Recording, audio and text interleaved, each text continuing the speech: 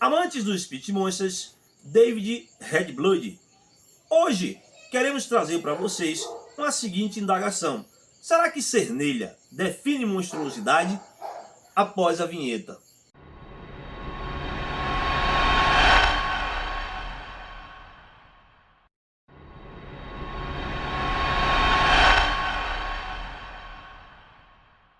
Primeiramente, peço a você que ainda não é inscrito, que se inscreva em nosso canal, deixe seu like, assim como compartilhe com seus amigos e os grupos ao qual você participa.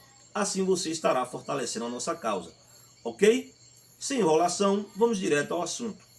Muito tem se discutido nesses últimos dias sobre o verdadeiro fenótipo dos Pit Monsters. Se devem ser cães baixos, medianos, altos, se o foco é na ossatura, no volume, na cabeça. Grande tem sido esse debate Brasil afora. É bem verdade que os cães assim chamados não têm e ou seguem um padrão pré-estabelecido, uma vez que até o momento criadores e clubes não chegaram a um consenso sobre um real padrão desses cães. Veja que assim cada criador tem moldado sua criação, buscando o fenótipo que mais lhe agrade, e muito em função disso estamos longe de definirmos ou estabelecermos um padrão, uma raça. Eu particularmente preciso lhe dizer que acredito que a solução passa por um padrão dividido por classes, onde poderemos classificar os cães, seja por cernelha, peso, entre outros adjetivos. Até pouco tempo atrás, um cão só era reconhecido como um monster se apresentasse uma ossatura, um volume e crânio exacerbado, assim como uma significante profundidade de peito. Logo este recebia elogios como top extreme, monstro, tal boi, um rinoceronte e por aí vai. Era notória a expressão de surpresa, admiração, de impacto que esses cães causavam. Vale a pena lembrar que a criação aqui no país já tinha passado por várias evoluções trazidas por diversas linhas de sangue, das quais as últimas foram os Camelot e algumas linhas dos Bullies.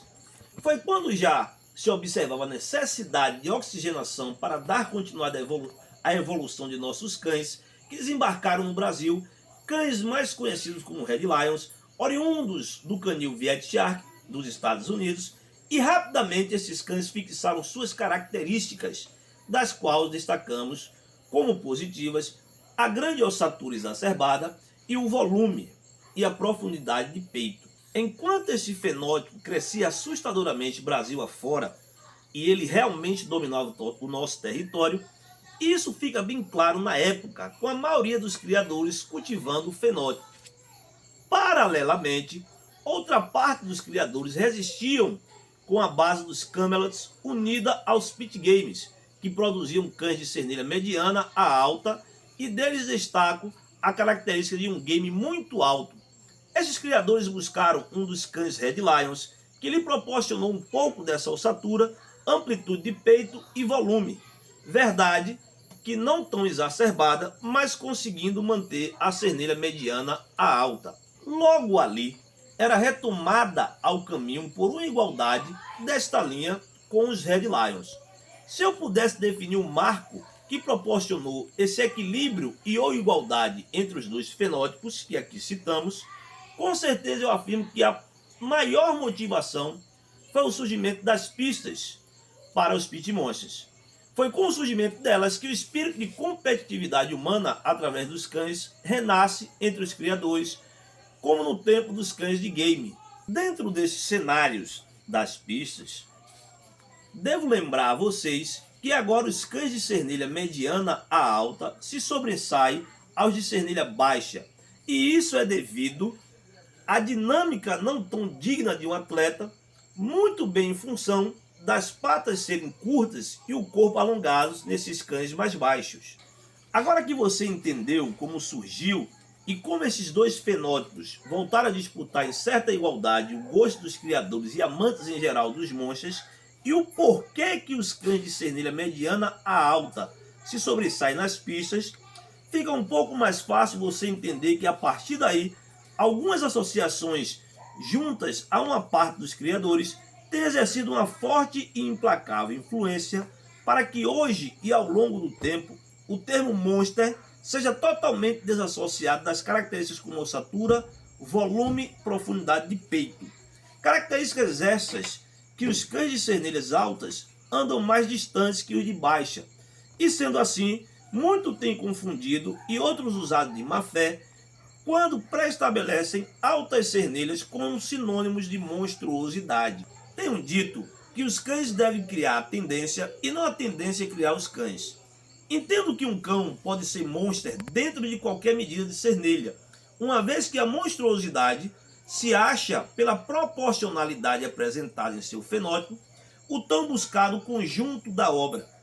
Logo percebemos que a cernelha, se tratando de monstruosidade, não é decisiva, e um cão verdadeiramente monster pode ser achado em qualquer cernelha, pois a proporção de medidas extremadas é o que leva o mesmo à tão buscada monstruosidade. Vamos analisar alguns cães. Bem, pessoal, a gente agora passa a analisar alguns cães aqui dentro do propósito que a gente afirma que a monstruosidade não é definida por cernelha, né?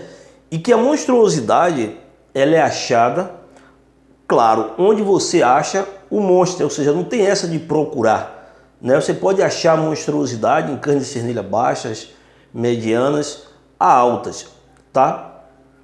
Vamos olhar, avaliar alguns cães aqui para que vocês entendam quando eu falo a questão de proporção, não é? A gente fixar isso, independente de o cão ser de uma cernilha baixa, média ou alta, tem que ter toda a proporção, no meu entendimento, para que a gente possa enquadrar o cão como um monster, né, propriamente dito.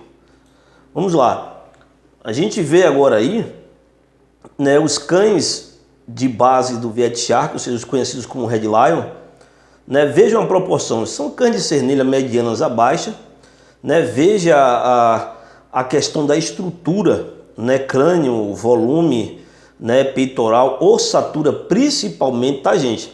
Vejam que mesmo com as patas curtas, né, as pernas curtas, existe uma movimentação game, ó, tá vendo? Ó?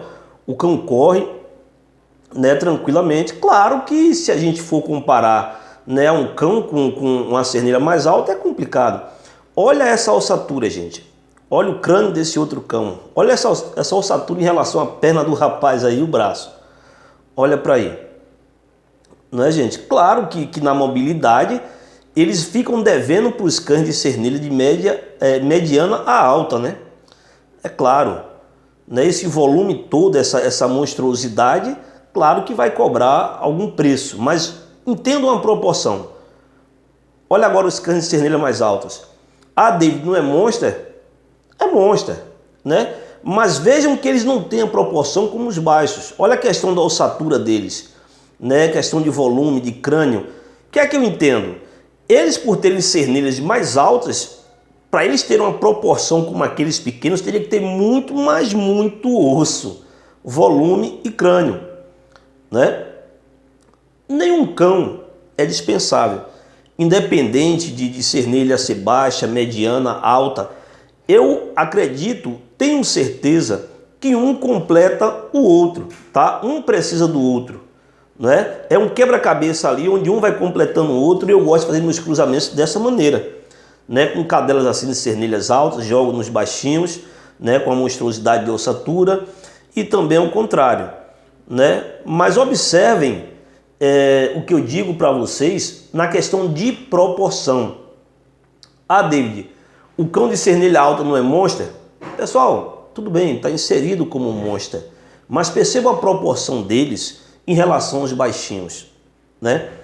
Perceba a questão de ossatura, de volume, de crânio, né? Claro que isso aqui a gente pegou alguns cães para podermos trazer isso aqui para vocês, comentarmos, né? E por isso tivemos o cuidado de pegar cães de fora, para não pegarmos alguns cães aqui do cenário nacional, que tem belos cães também, e de repente os proprietários, né, sentirem meio que uma afronta, essas coisas, a vaidade de criador que a gente sabe que tem, não é verdade?